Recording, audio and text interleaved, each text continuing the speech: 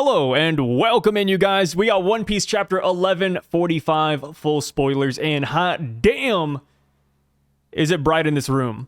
So, yesterday, I didn't realize how many people believe in April Fools. And because of that, a lot of people thought the spoilers we talked about 24 hours ago were entirely fake.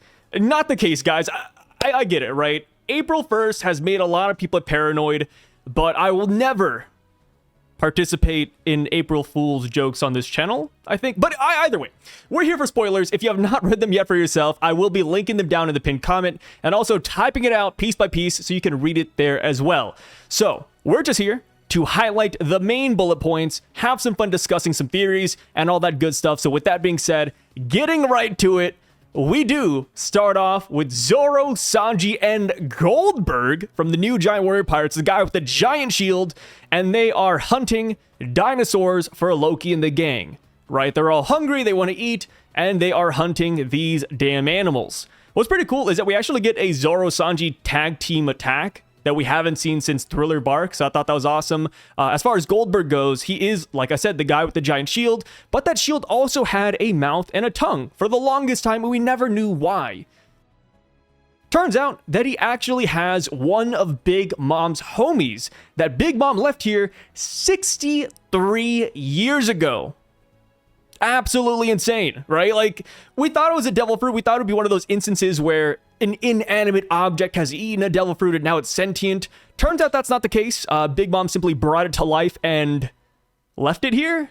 I'm not too sure how that went down. So in a weird way, I kind of hope we get more backstory about Big Mom's rampage. I mean, we saw brief glimpses of it, but I wonder if more homies will be present here in Elbaf current day. And that does bring back an older theory as well about Pandora, the giant flame that Mother Carmel made. She made it to stop the flames that Big Mom started a long time ago, and then we just never saw Pandora again. Is it still here in Elbaf? What about some of the other homies that Mother Carmel has made in the past? Are they all here still? Makes you wonder a little bit. So, we go down and we get Loki talking to Luffy and the group. And he goes on to explain the whole God Knight situation. And he says that he's never met these guys before. But if he did meet them in the past, then he would be at the point where he would become king of the world. Which is pretty interesting, right? King of the world. Not king of the pirates, not king of the giants. He says king of the world, which is a big hint for something we will get revealed to here in a little bit. So, since Sanji, Zoro, and Goldberg hunted some food, they're now all eating it. They have a lot of gags here and there where Luffy's trying to feed Loki and Loki's dying because Luffy's just shoving meat down his throat. And that is when Loki talks a little bit about Shanks. He says, "Hey, Luffy, I didn't think you'd want to see Shanks this badly, but I understand it. Because I, too, had someone I once looked up to." And that is when we get the flashback of Rocks D. Zabek. And this plot point right here was one of the main reasons why people thought that last video was an April Fool's joke, because they were like, oh, Rocks in 2025? There's no way. You know, Rocks related to Loki? No chance at all. But here we have it. It is confirmed to be true. Loki looked up to Rocks the same way that Luffy looked up to Shanks. And we get the whole flashback here where it looks like Rocks came to Elbaf and Loki begged him to join his crew. So Rocks flat out rejects Loki, saying, no, we do not need brats like you on the crew. And Loki says, okay, well then fight me. Turns out that Rocks took that fight really seriously. So Rocks ends up beating Loki black and blue, and he ends up stabbing him in the process. Whitebeard is present and he says, hey, Rocks, why did you have to go this damn hard on a child? And this right here clears up a lot regarding yesterday's conversation. So I brought up a theory that is somewhat popular in the community. It's not a theory I cooked up. It's not a theory I necessarily believe in, but I thought it was interesting and I could see how it could connect. But it was how Rocks could be a coward or a buggy type character who simply surrounds himself with really strong and big names. And I was like, hey guys, like this right here should totally clear the air. He beat a young Loki, which yes, Loki is a child at that point in time, but it's still a decent feat, right? Defeating a giant kid, especially Loki, should be pretty impressive for most people. But there were some people, some naysayers who said, oh, no, Whitebeard's in this chapter. Whitebeard's the one who beat Loki. Turns out that is not the case. Whitebeard is actually advocating for Loki, saying, hey, we shouldn't even beat him this hard, guys. Come on, Rocks, what are we doing? So I thought that was awesome. Sadly, we don't really get to see how Rox fights. We simply cut away, which is what we all kind of predicted coming off of the spoilers, right? If Oda is still silhouetting Rox D. Zebek, there's no way we're going to see his fighting style. The thing I guess I'm most interested in with this is what kind of sword is stabbing Loki. Is it just going to be like another run-of-the-mill pirate sword, or will it actually be a special-looking blade? Because I think that would be pretty cool, but I don't think we're going to get that even, right? That might be a little bit too much. So we go back to Loki, and Loki says, damn, man, I was born in the wrong era. That is how badly he wanted to join Rox's crew. And the way he words it also makes us believe that Rox is pretty much dead, right? Because again, another theory people have been throwing out there is that Rox might still be alive, but based on the way Loki talks about Rox in this chapter, it does seem like this guy is long dead and gone. You know, he most likely died back at God Valley, if I had to guess. And you know what? I really love this whole segment of the chapter. It makes Loki feel a lot more human and relatable. And I do wonder, like, if Loki was a part of Rox D. Zebek's crew back in the day, like Loki in his prime, how would God Valley have turned out, right? Like, adding a presence like Loki onto your crew, that is massive. And I guess we could say the same with Luffy, because a long time ago, Luffy wanted to join Shanks' crew until he became his own pirate. And it's like, yo, like, what if we have Luffy of today on Shanks' crew? He would be unstoppable, right? So technically, I mean, I wouldn't say Luffy was born in the wrong era too, but, you know, if Luffy was older back in the day, oh, Luffy on the Shanks crew? My God, that'd be crazy. Moving on, though, that is when we cut over back to the Western Village. We see Dory, Broggy, and Skapra Gaban. They're still fighting the nightmares from last chapter. It turns out that there's more than just one of each nightmare.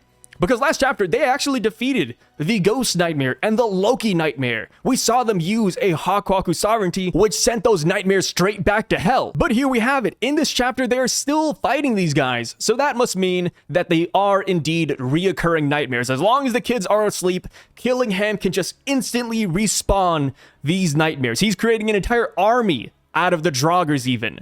It is pretty crazy, and of course, this works to the God Knight's advantage because that means they won't have to face off against the Giants, right? We had to find a way to stall Dory, Broggy, Oimo, Kashi, and all those guys at the party, because if they weren't stalled by the Nightmares, it would just be like 100 Giants versus the God Knights, which would be pretty insane. So this is to be expected, and this is when Gaban finally makes the realization that there's 3 other voices here besides them. And I thought that was a really interesting way for the spoilers to word it, right? 3 voices? Dude, we're talking about the God Knights, obviously, but now I'm just wondering, does Gaban have the voice of all things, or is this simply observation hockey? I feel like voice of all things makes the most sense because he does say voices, but, you know, people kind of conflate the two. But yeah, Gaban having this, I think, makes sense. He was the one who sensed the hockey from the castle. His observation is just that crazy. His senses are that insane. And yes, if I had to take a guess, because the Giants are fighting this endless army of nightmares, Gaban is simply going to run over to whoever's causing the nightmares in the first place. And brother, based on how we know that Gunko is the one who shows up in front of the Straw Hats at the end, I think Gaban's going to run over to Killingham and Sommers, which that's going to be an interesting matchup, right? Going down to the last parts of the chapter, we cut over to Robin and Colin's group, and we see that Saul has... Okay, now that I'm looking at it, it doesn't say if Robin and Chopper helped Saul. It just said that Saul defeated Fenrir, and that is when Jinbe appears from Colin's ship and uses a cloud current shoulder throw. Yes, that is right. Jinbe has become a cloud bender, and he put out the fire that the kids were about to walk into, and the fire that the Elbaf firefighters were going to extinguish. Jinbe the goat, you know, I love that he's able to utilize water even up here in the sky. And now that is when we got Gunko arriving in front of this group. And yeah, here we go. We got the 1v8. Jinbe, Brook, Nami, Usopp, Robin, Chopper, Saul, and Colin all squared off against Gunko. Here's the thing, right? People are saying, Sai, you're underplaying the God Knights. And I get it, right? The thing is, I want the God Knights to be strong, but 1v8 would be insane. Hey, what's up, you guys? I just wanted to come in and clarify a couple of things real quick because I did make a slight error. I said that Gunko was going to fight all the Straw Hats in the gang present, but that's not actually the case. She simply appeared on the Zval airship that Colin's group is currently on. So it's Gunko versus Colin, Jinbe, Brook, Nami, and Usopp. So it's a 1v5.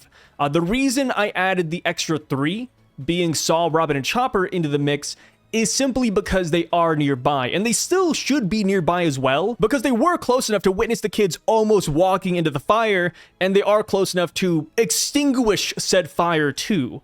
So I would like to imagine if they needed help, Saul, Robin, and Chopper could jump in, but doesn't look like that's the case right away. But yeah, thank you for your time. I just wanted to come in and correct myself here. I'm excited, brother. Now, really just kind of boils down to the main question of where will Gabon go?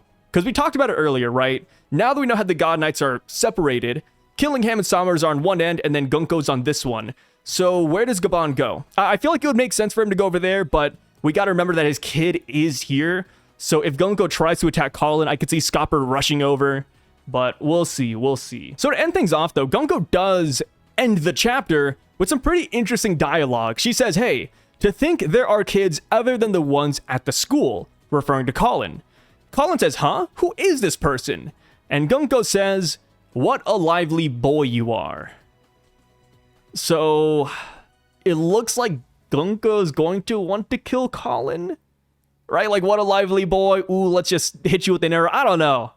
Like, if she does go after Colin, maybe Scopper does rush here, but that's tough because that would be a 1v6. Right? The Straw Hats plus Scopper versus Gunko. Can Gunko really handle that? I don't think so. Like, she shouldn't be able to fend off against all these people. I get it, right? Like, I want Gunko to be strong, but that would be kind of ridiculous. Another thing I thought was kind of fascinating is that Brook is among the Straw Hats that witnessed Gunko in this chapter, and Gunko is right there with him.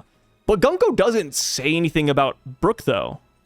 So does she not know that he's here, or does she simply not care? Which was a big question coming off of last week's chapter, right? How will Brook affect Gunko? Is she a super fan that can't hurt him? Will she fangirl over him? Or will she just proceed business as usual? She simply likes his music, but she doesn't care too much for Brook himself.